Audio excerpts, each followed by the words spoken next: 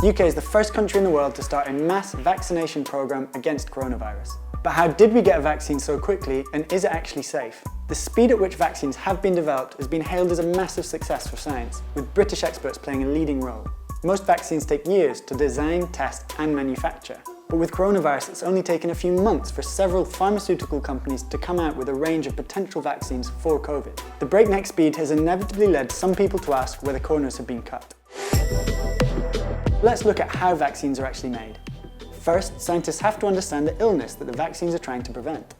Scientists then need to trick the immune system into producing a type of protein called antibodies, which fight the disease without making the person ill. Then once we think we have a vaccine, then testing begins, using ever larger groups of people to test whether the vaccine is stimulating an immune response, and if there are any side effects. The spotlight is now on the national regulators. It's up to them to check all the data to see if it's safe and effective. Then, once the vaccine's approved, factories can fire up and start producing batches ready to protect people. And the story of the coronavirus vaccine is that almost every stage in this process has become much quicker than normal. So let's take a look at that in detail. So Covid-19 is a new illness to humans, but it wasn't completely unknown to scientists.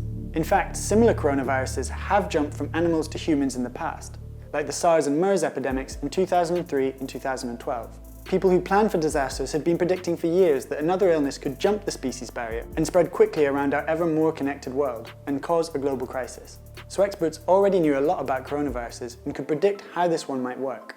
Coronavirus particles are shaped like a tiny ball with sharp bits basically sticking out all around. We call these spike proteins, and they attach to sites in human cells called receptors.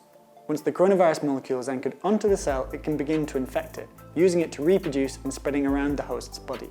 So while Covid-19 created a perfect storm of mass infections early on in the pandemic, it was already clear that it was the kind of disease that vaccination could effectively fight. So how are vaccines designed? Again, scientists had a head start here, because they'd been developing new ways of making vaccines for years, and the technology was already there to be repurposed for this specific disease. Most of the early coronavirus vaccines use either RNA or adenovirus. RNA is the basic genetic material which tells human cells to make proteins. A vaccine using RNA for coronavirus simply lets your immune system learn to start recognizing it. Then if it's ever exposed to the real coronavirus, it knows how to fight it off. An adenovirus, on the other hand, is just a common virus that's been slightly altered in the lab to stop it causing harm. This harmless virus is then just used to shuttle the coronavirus code into human cells. Again, this teaches the immune system to deal with the real virus without making you sick. Years of work into both these methods meant that the technology was there ready to go. So as soon as Chinese scientists had published the genetic code for Covid-19, it just took weeks for others to use mRNA to come up with a vaccine based on genetic sequencing. As we said, normally human trials go through 3 phases. The first phase might just start with a handful of volunteers who are then given the vaccine and then monitored to check for immune response and any side effects. In phase 2, hundreds or thousands of people might be asked to take the drug, so we can see how well it works in different groups. And then in phase 3, tens of thousands of people take it and are tested in what are more like real-world conditions. Normally with vaccines, there are often long pauses between each of these phases. But with Covid-19, most of the developers did combined trials, compressing 2 phases into one bigger trial. So delays between trials were cut to a minimum. The scientists, the drug companies, and the regulators all insist that the normal safety procedures were followed. In September, the Oxford trial was paused briefly because one of the volunteers became seriously ill. The trial was then allowed to continue after the UK regulator was satisfied that it wasn't the vaccine that caused the illness. With this pandemic, there's been a big change with how the regulators work too. They used to wait for vaccine trials to finish before they looked at the data.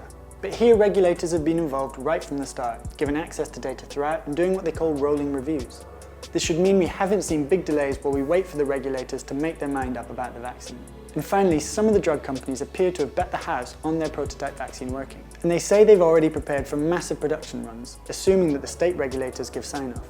AstraZeneca, the firm partnering with Oxford University, claims it'll be able to quickly manufacture and distribute 3 billion doses of the vaccine if it's approved for mass use. Scaling up like this before the vaccine's actually been approved is a massive gamble for these pharmaceutical companies involved. We wouldn't be looking at mass rollout so quickly if governments, drug companies and scientists hadn't been working together from the start to expand capacity. And next, there's the logistics. It really helps that governments, drug companies and these international vaccine alliances have been quick to make the money available when vaccines look promising. The British government alone provided £84 million for 2 British vaccine projects in May, and has made large contributions to international vaccine collaborations. The US Department of Health and Human Services has also invested billions into the development and manufacturing of vaccines. This means researchers haven't had to waste time writing applications for funding and then waiting for it to be approved. Plus, there's been no shortage of volunteers either.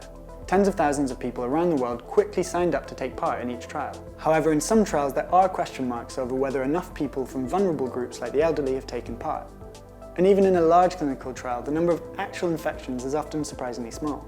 With the Pfizer vaccine, there are only 170 Covid cases, in amongst nearly 44,000 people taking part in the trial, less than 1%. And data from those 170 cases is judged to be sufficient for the UK regulator to allow the vaccine to be used on millions of people. All in all, there's been a perfect storm of factors coming together to enable us to have a vaccine in record speed. And then scientists and regulators adapted their ways of working so that they could compress what normally takes years into months. But experts are also clear that you can never entirely rule out the possibility of side effects from a vaccine, no matter how many people are tested. It is possible that there'll be very rare reactions when it's used in the general population. And there's a monitoring system in place to carry on checking for safety after the rollout. There's just no way that you can make a clinical trial big enough to spot, say, a 1 in a million reaction to the vaccine. But if the side effects are as rare as that, then both doctors and scientists are clear that the potential benefits of saving thousands or tens of thousands of people far outweigh the risks.